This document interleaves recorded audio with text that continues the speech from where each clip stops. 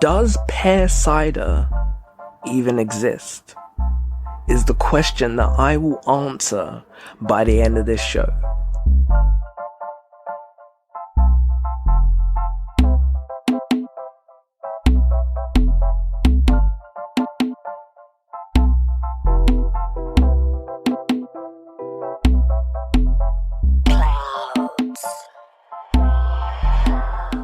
Hello and welcome to another episode of The More You Know Mondays.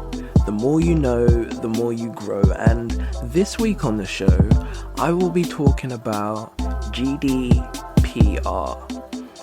But before I get into that, you know what we have to do. We have to start this show off with positive vibes. You know, it's the start of the week. It's the first episode in a very long time, and I do apologize for that. But I have to be real with you guys. I got the jab, right? I got my vaccination, my COVID-19 vaccination, AstraZeneca. Big up AstraZeneca. And when I got my vaccine last week, I think it was last week. Yeah, it was last week. I'm not gonna lie, there was a couple of days where it shook me. I felt like they say online or on the news, fatigue, a little bit, I was under the weather, I wasn't 100%, it shook my system.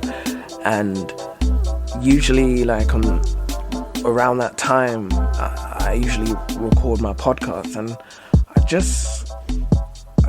just wasn't feeling it. I just wasn't feeling on the right mindset and the right energy levels for me to record some competent content and for me to feel 100% behind what I'm saying and feel in the mood to be, not more in the mood, just to be believing the words that are coming out of my mouth.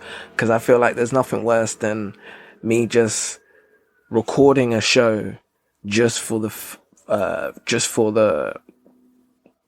to release it when my mental health wasn't there for me to actually be on these positive vibes.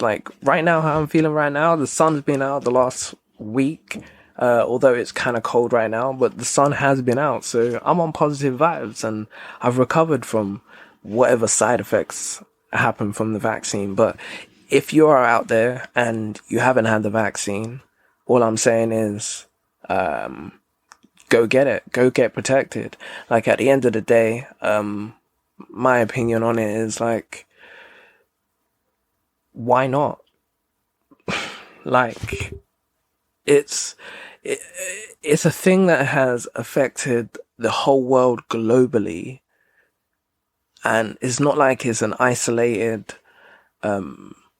issue. Not even an isolated issue, something that a small group of people get, and it's only can be passed around those small groups of people. This affects everyone. So if you can protect yourself, which in fact also which in fact also protects everyone else, why wouldn't you? But that's just my opinion. Take it or leave it. My opinion means nothing at the end of the day, but think about it, you know? But anyway, enough of that. Let's get on with the quote. So obviously, if you are new here, welcome to the show. I will be doing some more videos. I want to do videos soon, and actually so you can see my face and my microphone and my facial expressions when I'm recording and that. Because I've been watching a few YouTube videos, I love YouTube. I spend a lot of time on YouTube as opposed to going on any other social media platform, because I don't know, something about YouTube where I don't have, it's a video and I possibly could learn something, or it's for pure entertainment, so I'm not too attached to the constant scrolling. But hey, I don't know, maybe again it's just me. I'm weird anyway. But anyway, we're going to get on with the quote. Like I said, if you're new here, welcome. If you are a returning listener, welcome back. And let's go. With that being said, let's get on with the quote. So this week's quote is not by an authored person. I'm sure it is by an authored person, but not an authored person that my application that I get my motivational quotes from has noted. So, as you know, I like to do my research on the flip reverse while I'm writing my show notes. So, if I find out who writes this, who this quote is by, it will be on the Instagram post. But without further ado, the quote goes like this. Do it for yourself and not anyone else. And I really like this quote because it's a really cool and good mantra to live by. When you're doing things, and this might sound like kind of weird if like maybe you're a mother or father or a sister or brother, or you could be a swim teacher or karate teacher or anyone listening to this applies to. I know, like, maybe if you feel like you look after or you take care of people, that the idea of doing something for yourself seems kind of maybe weird or alien. And all I mean is, of course, you should take care of the people that are near and dear to you and that need taking care of. But when I mean do it for yourself, I just mean in the sense of, or what I take from this quote is that make changes about yourself if you believe that these changes need to be made, or make changes about your state of mind if you believe that these changes need to be made. But don't feel like you need to make changes in your life for other people. Because at the end of the day, you have to live with yourself. No one else has to live with you. In the sense of, yeah, you might have other people that live in your house, but you live inside of your own body. So you're the only one at the end of the day, really and truly, that these things are really going to affect. For example, say you are an untidy person. And say, for example, every time, wherever you go, you leave the place untidy and your bedroom's a mess and everything. But for whatever reason, like one day, a girl that you're seeing, she happens to come round your house. And the day that she's coming round, like, you decide that night you're like, oh shit, well, I better tidy up my room because I got this girl coming over and I don't want her to believe that I'm this untidy mess, this slob. Like, oh no, she'll get like the wrong idea. She'll think that I'm not a tidy person, and I don't want her to believe that I'm not a tidy person. So I need to tidy up my mess. So you tidy up your mess, and yeah, your room looks tidy while she's there. But it's not something that you're going to keep up when she's gone, because the moment she leaves, your mess from your wardrobe all comes out and everything's a mess again, and you're living in this room of a junk and stuff like that. Or you suddenly tidy up after yourself when she's around, but when she's not around, you don't tidy up after yourself. That's the kind of thing that I mean. Like, when you're doing these things or making these changes, that you believe that are not maybe acceptable, do it for yourself. Don't do it for other people, because when you're doing it for some other people, you're not doing it genuinely. You're doing it disingenuously, because you're doing it to be accepted by them, as opposed to having yourself accepted for who you are. Changing your personality to fit in only works for a certain amount of time before, like, the cracks between what you really are and who you're trying to hide kind of comes out, is what I mean. So think about that. Be the person that you want to be all the time, instead of being the person that you want to be when people are around to try and impress them or something like that. That's all I'm talking about. So, as I was saying, this week's quote, and I hope you do take some motivation and some inspiration from it, from the things I've said and this quote itself. So do things for yourself and not anyone else. But yeah, so now let's get into the show. So as I said at the tippity top, I am going to be talking about GDPR. Now, you might be thinking, hey Kory, why are you talking about GDPR? And that's a good question. And to answer your question, the reason why is I was doing some learning about GDPR and I found it oddly interesting. So I thought I would share more about it, because I'm sure there's a lot of people out there that when this whole movement, I'm going to call it a movement, but it's a law that was motioned and passed. When this law came into practice in 2018, it was on the 25th of May 2018. Everyone was talking about it in 2018. Back then, everyone's like, GDPR. And I was just like, yeah, cool. All right, cool. It sounds interesting. Data protection. Yeah, I'm down. But I didn't really look too much into it until I started learning about it. And I was like, well, this is actually pretty interesting. And I'm sure that not a lot of people actually know much about it. So I thought I would give you a little summarize of the reason why this whole GDPR thing is a big thing and that more people should possibly actually know more about. Because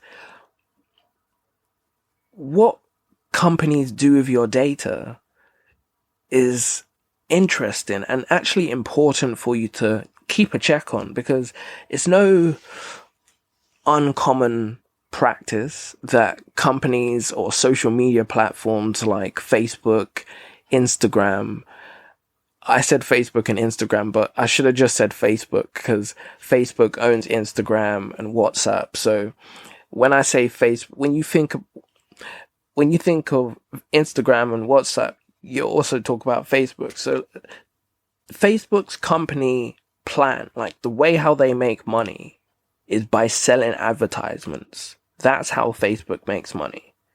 And you would think, well, hang on. Facebook is a social media platform where I talk to my friends.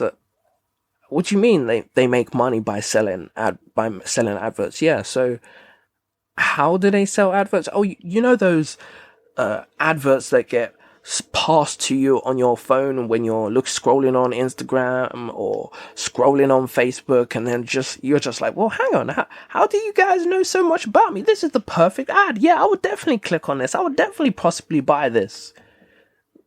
Yeah, because Facebook has all your information about what you like and what you dislike and what you click on and how long you look at something for.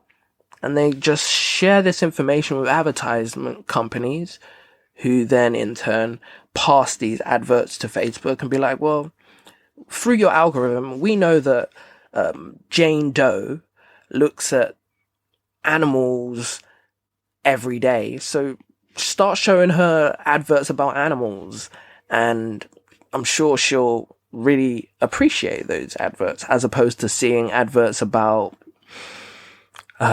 football, because she's not really into football. So it would be pointless advertising and sharing and showing her football adverts because she's not into that. But if we show her things like, and this is what I mean, this is the whole game plan. That's how they make money. And the thought of that means that they sell our data to advertisement companies so they can make a buck and they can stay afloat pretty much.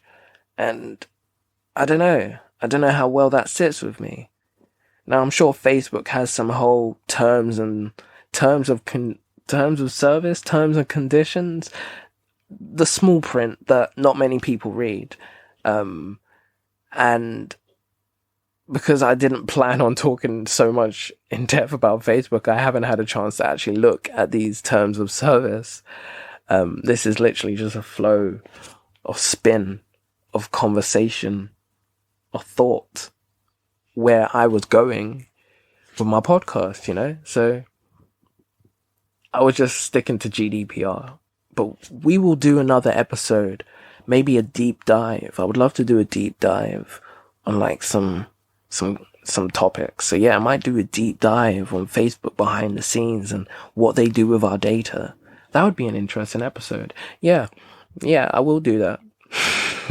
So this is how I work out plans and ideas. I hash them out with myself and I'm like, do you know what, Kory? That sounds like a good idea. Write that down in a notepad. And I just got pages and notes, just ideas and stuff. But anyway, GDPR, that's what you came here to listen for.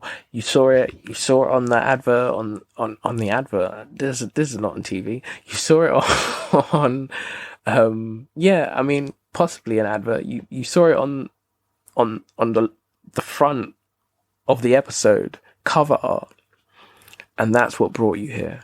Let's find out more about GDPR. And instead, I've told you about Facebook and what they do with your data. Now, as I said in the beginning, my opinion means nothing. So take it or leave it. Like I said before as well, haven't fully looked at their terms of service. I think that 100% what that is. Because I'm going to do a deep dive on them in a future episode. And I was telling you now because I was working it out and the microphone is still on. And I guess I could have like paused it, but I mean, where would be the fun in that? Anyway.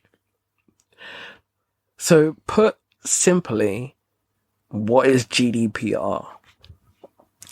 So GDPR is the General Data Protection Regulation, which is a legal framework that sets guidelines for the collection and processing of personal information from individuals who live in the European Union. Which, you know, on the face of it, sounds pretty simple because I mean, 3 years ago, back in 2018, I guess the UK was still in the European Union, so that all made sense. So I was curious to know how that would affect us now that we've moved out of the EU. So us being UK citizens, when GDPR was coming about, we were in the EU and we signed up for it and it became part of our UK legislation as well. But now we're no longer in the EU. Does this legislation still hold weight in the UK? And basically the short and long of it is no. It doesn't still technically hold weight in the UK now we've left the EU. So, as you know, all our proud citizens of the United Kingdom, we left the EU. I did not vote for it, but that's democracy for you. You may not vote for it, but the majority did. So, or maybe not the majority. I'll do an episode on how the whole voting system is set up, because we got an election coming up in for the mayor, the new mayor of London, and that is, if I can remember the polling card, I think it's the 8th of May. Don't quote me on that 100%, but I think that's what it said. But yeah, so I want to do an episode on that. And here you go, another instance of how I work out my episodes from doing episodes. But anyway, so how it works is, obviously, as we left we left the European Union on the 31st of December 2020, which was my birthday. So happy belated birthday for me. I got another birthday coming up at the end of this year, so Don't worry, it's not the end of the world. There's another one coming, but it's just nice to see it in a report. So, although, as I said, we've exited the European Union, so technically GDPR does not apply. The European GDPR doesn't apply. However, the UK has their own Data Protection Act, which was amended or applied in 2018 also. So, although this Data Protection Act was already enacted to have the requirements of the European Union GDPR. So this is where it kind of got a bit complex for me in my head, and it probably is really simple. So the UK's Data Protection Act of 2018, which had the requirements of the European Union's GDPR, came into effect on the 1st of January 2021. This was a Data Protection, Privacy and Electronic Communications Amendment, EU Exit, Regulations of 2019. So I assume this was something that they had already assigned back in 2019 of a thing that, okay, cool, we were exiting the European Union, so this is us leaving, and we've already set the requirements, and we've got the same level of protection or regulation in our law anyway. So with this new amendment of the Data Protection Act, the UK's Data Protection Act 2018, it's basically merged with the European Union's GDPR already. So, although the GDPR of the European Union no longer applies to UK citizens, the UK have basically created their own version of GDPR, which they're calling the new regime, which started on the 1st of January 2021, UK GDPR. So when the question is asked, does GDPR still apply to us in the UK? Technically, no. The European Union one doesn't. But the UK one does. And the funny thing that I find here is, although the UK one applies in the UK and the European Union one applies in the European Union, it's the same damn GDPR regulations, because we were part of them. We merged our laws so it could be the same as theirs. And now we've left them with the same law, but just rebranded it and calling it the UK GDPR. So, no, it doesn't apply to us. But yes, it does apply to us. Which is the whole, it's funny because it's like, it feels like nowadays that's what it is, to be British. Yes, it does apply to you. No, it doesn't apply to you. Not even what it is to be British. That's what lockdown feels like. Yes, you should be in lockdown, but if you need to go to work, yes, you should be in lockdown. Yes, you should be working from home. But if you can't work from home, then yes, you should be going out there and using public transport, but you should be at home. But if you can't be at home, do you know what I mean? Yeah, it's just funny. But that being said, the UK does have GDPR still, but then not the European Union one, which I've said, I think, 1 million times now. So, yeah. In the broad stroke of things, hopefully you understand a bit more about GDPR. Well, you understand the baseline of what it is, what it does. But how does it pertain to your personal data? That is the question. You know that it protects you from your personal data, but how? And why? Basically, GDPR updates the privacy law for this new technological age that we live in, with all the technological developments and how we use technology and social media, and everything is online now, much more than we use paper or anything analog.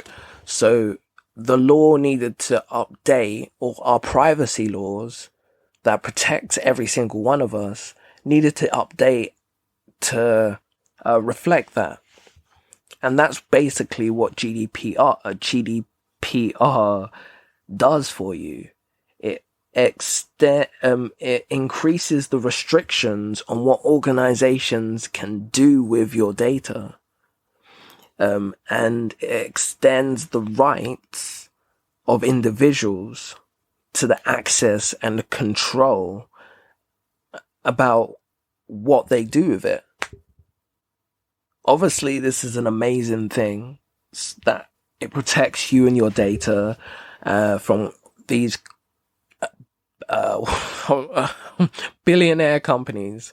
That's the phrase that I'm going to go with. It's not the phrase that I think wanted to come out of my lips. Do you know, like when you want to say something and that phrase is on the tip of your tongue, but that the words aren't coming out, so you just go with another synonym of the same word that you were going to use, but it wasn't the word that you wanted. I'm sure it will come to me like in a random point in the future.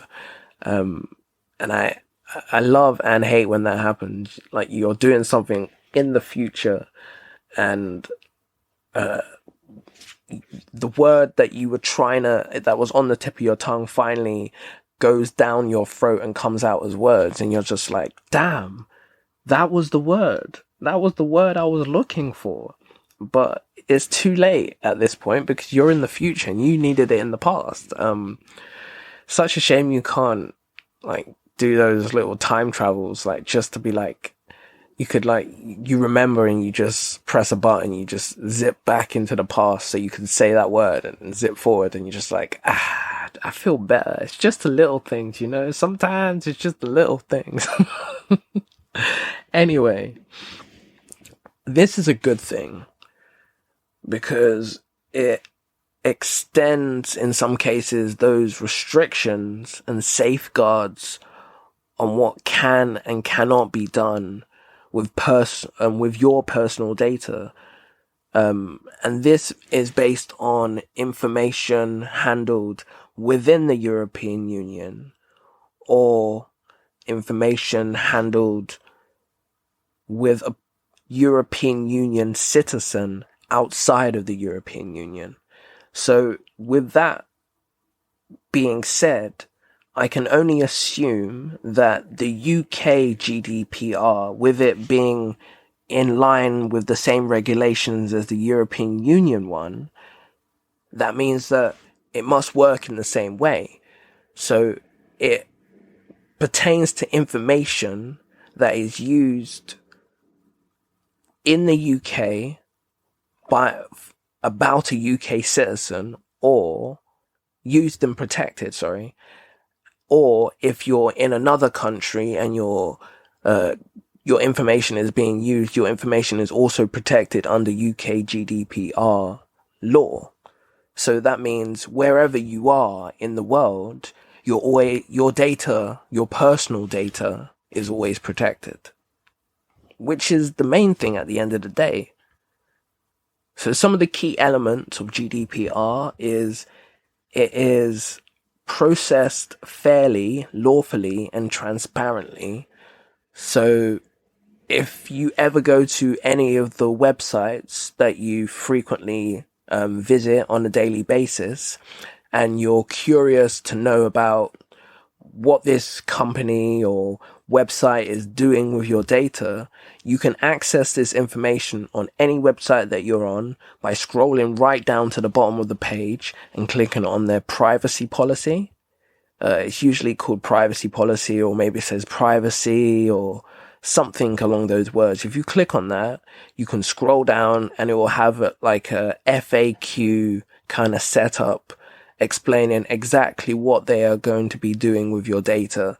So you can see transparently, fairly, and that they're going to be using your data for lawful means as to the law of GDPR. So, and that's something that they're sharing so that you can see, and it's in the hopes that no foul play will be done on either party's side, because everyone's clear of how the data is being used. It is collected and processed for a specific reason and stored for specific periods of time, and that it is not used for reasons beyond the original purpose. Which is, like I was saying, you will see this all in the privacy policy, but whenever they're using your information, they will specifically state exactly why they are using your information, how long it's going to be stored for, and then your information can't be used for anything other reason past the stipulated time and stipulated reason that they were using your data for in the first place. Only the data necessary for the purpose it is intended to be collected, and it's not used for anything more. It is accurate, and that reasonable steps are taken to ensure that it remains accurate. So the information that they have on you is correct to the information that you have given them. There's no false information. The only reason why they would have false information is if you have given them false information. They will never falsify any information about you. It is kept in a form that allows the individual to identify only as long as it is necessary. So they only have it for as long as they need it. You know that. You can check out this to make sure that they don't have your data past that period. And it is kept securely protected from unlawful access, accidental loss, or damage. So this is also under GDPR, that your information is protected by these companies, whether that be encrypted on a file or kept in a locked storage container, filed in a locked filing cabinet, or this is all so that it's under the law, under GDPR, protection of everyone's data. Nothing can be leaked. Everything needs to be secure and protected. Otherwise, that company's in trouble. And the thing with GDPR is it doesn't just affect companies. If you're a self-employed person and you deal with personal data, then GDPR is something that you need to be making sure you're complying with, because otherwise you can get yourself in some trouble. And for this reason, that's why I believe that GDPR is something that more people should look deeper in, especially now that we are no longer in the European Union and we're now in the single market. And we should be up to date with the laws and the changes in the laws that, although from day to day they may not affect us, in the long run, and just knowing about what these things do kind of helps you, because the more you know, the more you grow. And that's where I will leave it this week about GDPR. So I hope you've enjoyed that. But I asked the question, or I posed a question at the tippity top of this show. And I said, does pear cider even exist. And when I was doing the research, trying to find this random interesting fact, I stumbled upon the fact that pear cider doesn't actually exist. And I know you might be sat there thinking, wait, hang on, Kory. I can prove to you that pear cider does exist, because I have a can of pear cider, or I have a bottle of pear cider, or I've had pear cider before. And yeah, you may have had pear cider, and I say that with air quotations. Pear cider. You may have had pear cider before, or what has been branded as pear cider. But pear cider as a thing doesn't exist, my friends. So this blew my mind. Absolutely blew my mind. But cider is an alcoholic beverage made from fermented apples. And the fun fact about cider is that it is the only definition of cider is the alcoholic beverage made from fermenting apples, and only apples. The process known for alcoholic beverages fermented from pears is actually called, or known as, perry. And this drink, perry, was quite popular in England for a few centuries, but then it fell out of favour around the second half of the 12th century. And then turned up around the 1990s, being rebranded as pear cider. So there you go. There you go. Fun fact. Pear cider doesn't exist. And anywhere you do see pear cider, just know that you are drinking perry. And it's been branded to you as pear cider so that you will drink a different flavor of, drink the perry thinking that you're drinking a different flavor cider. So anytime you see a fruit flavored cider, it's not actually cider, because cider is only the fermentation of apples. So if you have any other cider that is not apple, then it's actually another process, or maybe it's just with pears. But I'm just saying, if cider is only the fermentation of apples, then what are all these flavors? Are they just added just flavors to apple cider? So it's apple cider with berries, not, if you're catching my drift. But pear cider doesn't exist. You're drinking perry. Look it up. Do your Googles and all that jazz. And thank you for listening this week. I hope you've enjoyed it. I've enjoyed recording it. And I guess that's the main thing at the end of the day. I'm doing this for me. I hope you guys enjoyed listening to it though, and you don't take that the wrong way, as if I'm like this arrogant guy. I'm really not. I'm just really enjoyed recording this episode because it's been a while. And like I said, last week when I wanted to record an episode, I wasn't really in the mood. So this week that I'm actually in the mood and I've actually recorded it and I've actually got to the end of it, I'm quite happy with it. I'm quite happy with myself.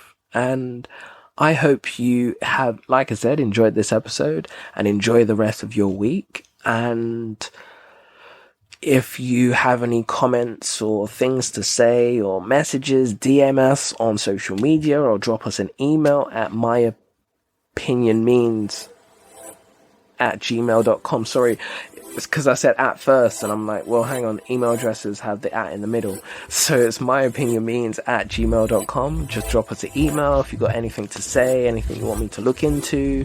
Like I said, I've got some interesting episodes, as you heard me work out in this episode, coming soon.